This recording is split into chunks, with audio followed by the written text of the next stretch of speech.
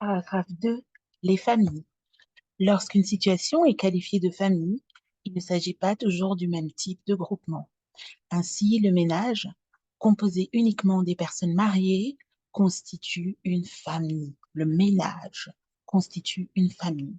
Les personnes vivant en concubinage ou étant partenaires, c'est-à-dire liées par un pacte civil de solidarité, ne forment pas encore expressément, au regard du droit français, un ménage et donc un groupement familial. Ils forment un couple. En effet, aujourd'hui, aucune disposition relative à ces communautés de vie n'introduit explicitement une finalité familiale. Cependant, les règles qui régissent leur organisation sont souvent copiées sur le modèle du mariage, ce qui assimile ces couples à des familles.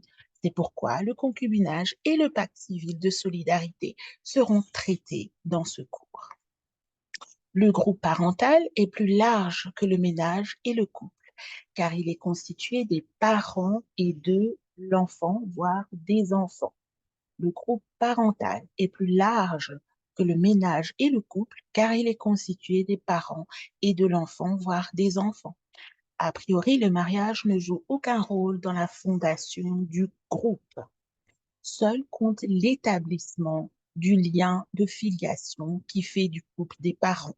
Donc, ne joue aucun rôle dans le groupe parental, le mariage. Seul compte l'établissement du lien de filiation qui fait du couple des parents. Cela étant, le mariage demeurant le seul contrat créant l'institution familiale, notamment avec l'article 213 du Code civil, 213 du Code civil fixant les devoirs respectifs des époux à l'égard des enfants, mais surtout avec la présomption de paternité, faire céder les couples homosexuels au mariage, c'était pardon, c'était inéluctablement leur autoriser l'accès à l'établissement de la filiation. Si bien que la loi du 17 mai 2013, la loi du 17 mai 2013, ouvrant le mariage aux couples de même sexe, aboutit à un paradoxe.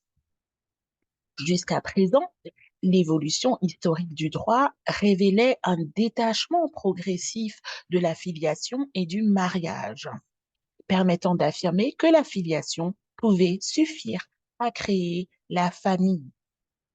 La loi numéro 2013-404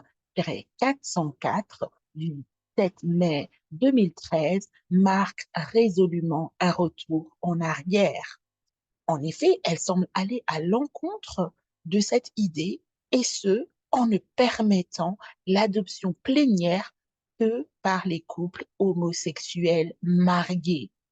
En d'autres termes, seul le couple homosexuel marié peut créer de liens de filiation avec un enfant, ce qui impose, entre guillemets, donc le mariage pour avoir accès à la filiation.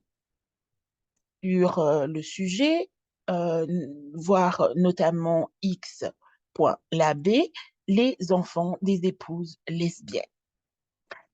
Quoi qu'il en soit, par l'établissement du lien de filiation, le groupement tend à la pérennité car l'enfant demeurera toujours lié à ses parents. Toutefois, le groupe parental peut n'être formé que d'un seul parent, dans l'hypothèse où l'enfant n'a de lien de filiation qu'à l'égard de sa mère ou de son père. Cette situation ne doit pas être confondue avec le cas de l'enfant qui n'est élevé que par un seul de ses parents, car en l'occurrence, la filiation est établie à l'égard des deux parents. Donc, il y a une différence entre être simplement élevé et l'établissement de la filiation, bien entendu. Aucun régime juridique particulier n'est rattaché à cette notion. Ainsi, cet état de fait est souvent qualifié de famille monoparentale et relève de la sociologie, voire de la sociologie juridique.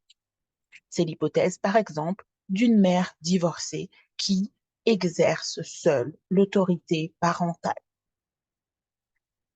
Il est plus souvent utilisé l'expression de parents que celle de groupe parental. Dans le langage courant, les parents désignent généralement toutes les personnes qui sont liées à un individu par un lien de famille, hormis ceux qui ont un lien d'alliance avec la personne, c'est-à-dire un lien qui résulte du mariage de la personne. En définitive, la famille, au sens le plus large, comprend les parents ainsi que les personnes qui sont rattachées ensemble par un lien d'alliance. Ces différents types de familles dépendent donc des différents types de liens qui unissent les individus. On va reprendre. On va reprendre à partir du groupe parental. Le groupe parental est plus large que le ménage et le couple, car il est constitué des parents et de l'enfant, voire des enfants. A priori, le mariage ne joue aucun rôle dans la fondation du groupe parental. Seul compte l'établissement du lien de filiation qui fait du couple des parents. Cela étant, le mariage demeurant le seul contrat créant l'institution familiale, notamment avec l'article 213 du Code civil fixant les devoirs respectifs des époux à l'égard des enfants, mais surtout avec la présomption de paternité, faire accéder les couples homosexuels au mariage, c'était inéluctablement leur autoriser l'accès à l'établissement de la filiation. Donc, cela étant, le mariage demeurant le seul contrat créant l'institution familiale, notamment avec l'article 213 du Code civil fixant les devoirs respectifs des époux à l'égard des enfants, mais surtout avec la présomption de paternité.